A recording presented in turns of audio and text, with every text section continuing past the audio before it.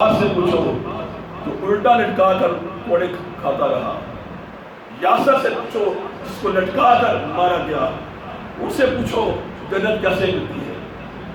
ان اماموں سے پوچھو جن کو وقت کے حکمرانوں نے کوڑے مارے. ابو حنیفہ سے پوچھو کہ جنت کی قیمت کیا ہے. ابو حنیفہ کہے کہ جنت کی قیمت جیل کے اندر شہادت حاصل کرنا ہے. یہ جنت کی قیمت ہے. پوچھو اسے. اماموں سے پوچھو. امام شافعی سے پوچھو. امام نسائی سے پوچھو جن کو مسجد کے اندر تھپڑ مار مار کر اور اٹھا کر مسجد سے باہر پھینکا اور شہادت اسی میں حاصل کی. مجھ سے پوچھو جنت کیسے حاصل کی جاتی ہے.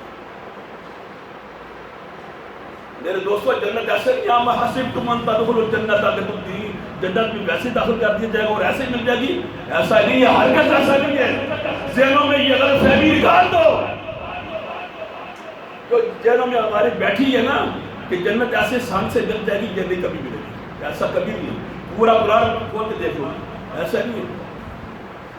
ایک دفعہ رسول اللہ صلی اللہ علیہ وسلم نے فرمایا تھا من قول لا الہ الا اللہ داخل الجنہ.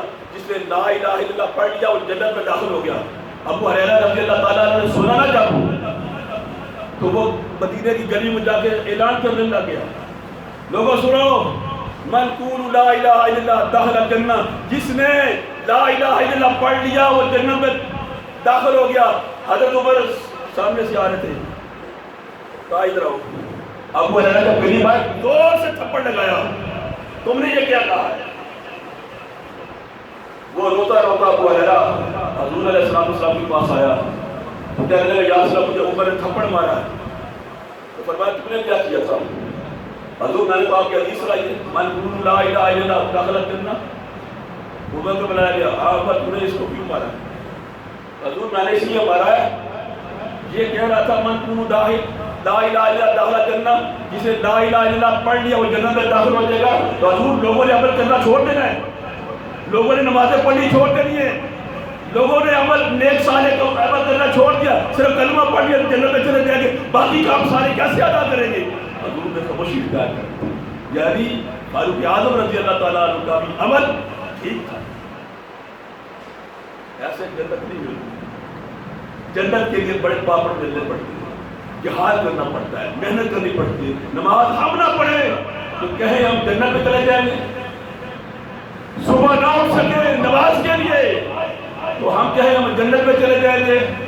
ہمارے بچے دن رات موبائل کے اندر ٹک ٹاک کھیلتے رہے تو انہیں مانا نہ کرو تو ان کو دین کی طرف نہ لائے پھر ہم کہیں ہم جنت میں چلے جائیں گے. کیسے ہم جنت میں جائیں گے. جنت کے لیے یاروں کچھ نہ کچھ کرنا پڑتا ہے. حضور علیہ السلام مدینے میں نا آئے نہ جب تو صبح تہجد کی نماز کی مجھ کرتے اور ساتھ ایک ساتھی تھے ابن ربیعہ, وہ بھی آپ کے ساتھ تھے. ابن ربیعہ پہلے اٹھ جاتے ہیں, آپ کی وہ جگہ صاف کرتے ہیں, مصلی بچھاتے ہیں, پانی لاتے ہیں, آپ کو وضو کرواتے ہیں.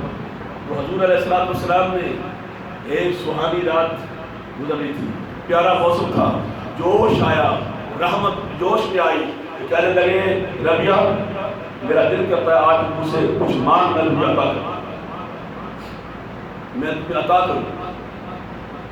ابن ربیعہ نے کہا حضور یہ کافی نہیں ہے, میں آپ کے لیے روٹی کرتا ہوں, آپ کے لیے مصلی بچھاتا ہوں, آپ کے لیے پانی لاتا ہوں. فرمایا نہیں ابن ربیعہ اس کے علاوہ بھی جو کچھ ہے اسے مانگ, آج میرا دل کرتا ہے میں تجھے عطا کر. اگر ابن ربیعہ آج کے دور کا انسان ہوتے وہ کہتے یا رسول اللہ صلی اللہ علیہ وسلم مجھے محل دے دے, مجھے کوٹھی دے دے, مجھے بنگلہ دے دے, مجھے کاروبار دے دے, مجھے نوکری دے دے, مجھے دنیا کی ایک جائیداد دے دے. مگر ابن ربیعہ نے کہا یا رسول اللہ صلی اللہ علیہ وسلم اس سے بڑھ کر کائنات میں اس سے بڑی کوئی اور چیز نہیں ہے کہ میں آپ کا خادم ہوں, میں آپ کی خدمت کرتا ہوں. اس کے باوجود میرے نبی نے فرمایا فلا غیر ذالک یا ابن ربیعہ اس کے علاوہ میں تجھے عطا کرنا چاہتا ہوں. ابن ربیعہ نے کہا اچھا حضور آپ عطا کرنا چاہتے ہیں تو پھر مجھے عطا کرتے ہیں کہ کل قیامت والے دن میں جنت میں بھی آپ کی اسی طرح توفیق کروں جس طرح آج میں یہاں کر رہا ہوں. جنت میں بھی جاؤں تو آپ کے لیے میں بستر بچھاؤں, آپ کے لیے نماز بچھاؤں, میں پانی لاؤں, آپ اس پہ وضو کریں, آپ تہجد پڑھیں. یا رسول اللہ میں یہ چاہتا ہوں مجھے جو نوکری آج آپ ہم نے مجھے دی ہے یہاں یہی نوکری مجھے جنت میں عطا کریں گے. وہ حضور نے فرمایا اے ابن ربیعہ یہ تو میں دوں گا, یہ میں تجھے دوں گا لیکن اس کے علاوہ تو مانگ. قربان رہے ابن ربیعہ, اس نے کہا حضور کائنات میں سب سے بڑی نوکری آپ کے اور کچھ نہیں. جب اس صحابی نے جب کہا نا مجھے جنت میں یہ جگہ دے مجھے, تو حضور نے پتہ کیا فرمایا تھا؟ فرمایا ابن ربیعہ تو نے مجھے جنت مانگی ہے, جنت کی میت مانگی ہے, تو تیسرا کار ہے میرے سجدوں میں تو میری مدد ہو, میرے سجدوں میں سجدے کرنوں میں میری مدد فرما. یعنی سجدے زیادہ کیا کر, جنت میں جانا ہے تو سجدے زیادہ کیا کر.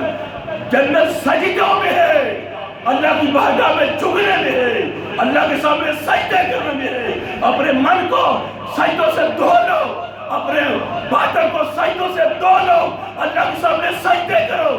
یہ سجدے تمہیں ایک سجدہ ہے جو انسان کو بڑے سجدوں سے نجات عطا کرتے.